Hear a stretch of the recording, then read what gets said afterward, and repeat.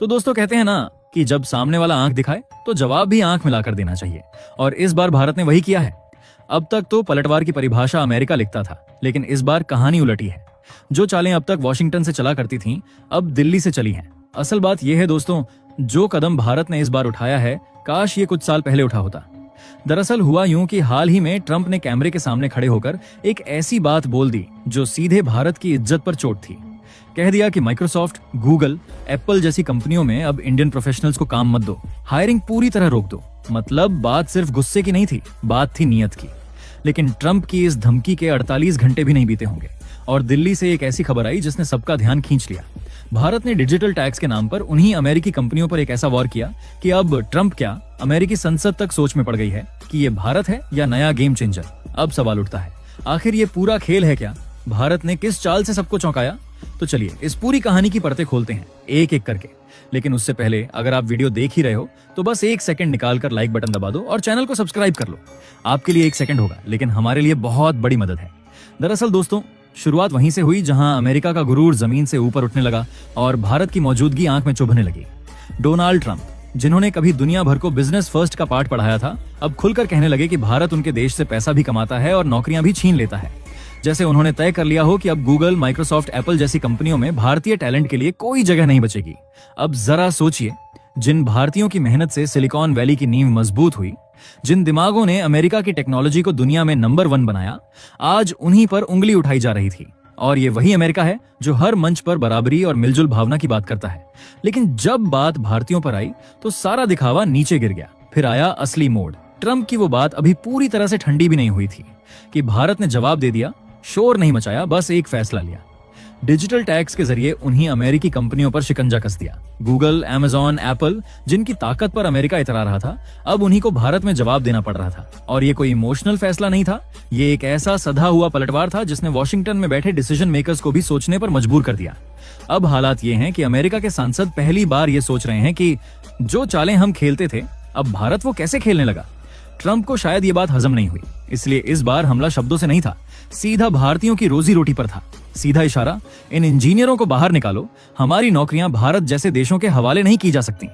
अब यहाँ असली खेल शुरू होता है, पैसा, और वो भी अरबों में। और यही वो जगह थी जहां भारत ने सबसे सटीक वॉर किया। आपको शायद अंदाजा भी नहीं होगा दोस्तों कि अमेरिका की सबसे बड़ी टेक कंपनियां गूगल, अमेजॉन, एप्पल, मेटा हर साल भारत से $15 बिलियन यानी 1.2 लाख करोड़ रुपए से ज्यादा का रेवेन्यू कमाती है।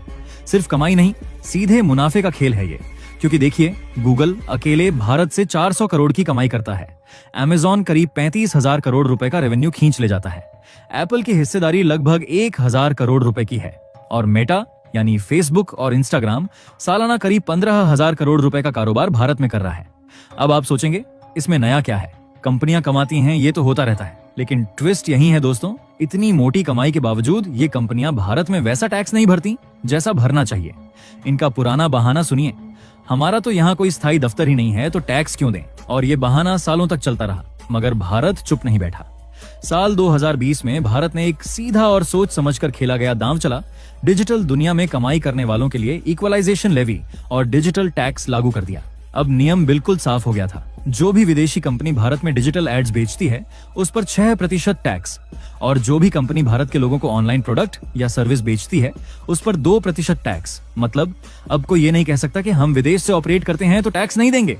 भारत ने साफ कहा, जहां से कमाओ वहीं टैक्स भरो। लेकिन अमेरिका को यह बात हजम नहीं हुई, और जब ट्रंप ने भारत को टैरिफ का डर दिखाया तो भारत ने भी मुस्कुराकर चाल पलट दी। कहा, ठीक है, टैरिफ पर बात कर लेंगे, लेकिन ये टैक्स हटाने का सवाल ही नहीं।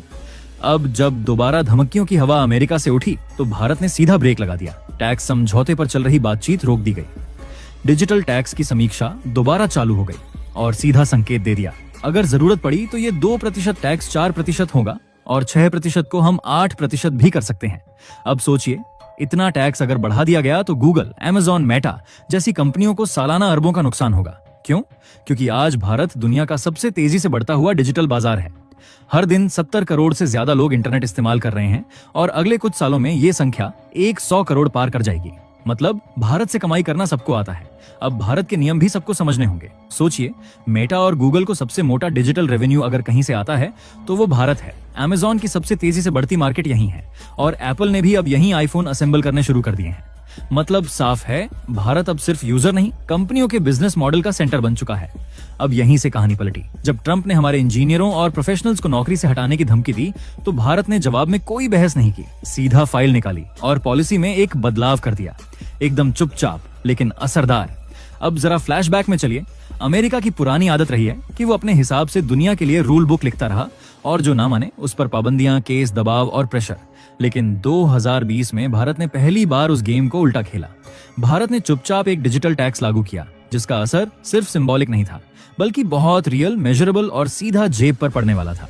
ये सिर्फ 2% और 6% टैक्स नहीं था, ये था एक साफ मैसेज। अगर आप भारत के उपभोक्ताओं से कमाते हैं तो भारत को हिस्सेदारी भी चाहिए। और अमेरिका क्यों तिलमिलाया? क्योंकि सिर्फ इस टैक्स से 40 से ज्यादा अमेरिकी कंपनियों को सालाना हजारों करोड़ का घाटा झेलना पड़ा। और ये कोई आइसोलेटेड टारगेटिंग नहीं थी। गूगल, फेसबुक, अमेजॉन समेत 119 विदेशी कंपनियों पर यह लागू हुआ, जिनमें से 72 सिर्फ अमेरिका की थीं। इसके बाद अमेरिका ने इस पर WTO में शिकायत कर दी। कहा कि भारत का टैक्स डिस्क्रिमिनेटरी यानी भेदभावपूर्ण है। लेकिन भारत ने वहां भी एकदम साफ शब्दों में जवाब दिया, हम नेशनैलिटी नहीं देखते, हम देखते हैं कि पैसा कहां से आता है और कहां नहीं लौटता। WTO में भी मामला भारत के पक्ष में गया और पहली बार अंतर्राष्ट्रीय स्तर पर यह माना गया कि डिजिटल टैक्स जैसे कदम बिल्कुल जायज और जरूरी हैं। अब जरा विडंबना देखिए, अमेरिका खुद अपनी कंपनियों को फॉरेन टैक्स क्रेडिट्स देता है, यानी बाहर टैक्स दो तो वहां छूट मिलती है। लेकिन जब भारत वही करे तो उन्हें दिक्कत हो जाती है। असल बात तो यह है, अमेरिका चाहता है कि भारत जैसे देश सिर्फ बाजार बनकर रहें। उनकी कंपनियों के लिए कंज्यूमर्स तो बने, लेकिन अपने कानून न बनाएं, न टैक्स मांगे। पर अब भारत वो भारत नहीं रहा। अब अगर ये कंपनियां यहां से अरबों डॉलर कमा रही हैं, तो उन्हें स्थानीय नियम भी मानने होंगे। अब सवाल ये नहीं है कि टैक्स 6% है या 2%। सवाल ये है कि क्या भारत को और आत्मविश्वासी होना चाहिए? तो दोस्तों आप ही बताइए, क्या भारत को डिजिटल टैक्स को ऐसे ही रखना चाहिए या वक्त आ गया है कि दुनिया को बता दिया जाए? इस बाजार की कीमत भी तय हम करेंगे। कमेंट बॉक्स में अपने राय जरूर बताएं, क्योंकि दोस्तों आप सभी की राय हमारे देश के लिए बहुत मायने रखती है। और दोस्तों ये थी आज की बड़ी खबर, जो काफी रिसर्च और मेहनत के बाद हमने आपके सामने रखी है। तो अगर आप हमारी मेहनत को सपोर्ट करना चाहो तो वीडियो को लाइक और चैनल को सब्सक्राइब करके अपने दोस्तों से शेयर कर दें, ताकि उन्हें भी ये जानकारी मिल सके। जय श्री राम।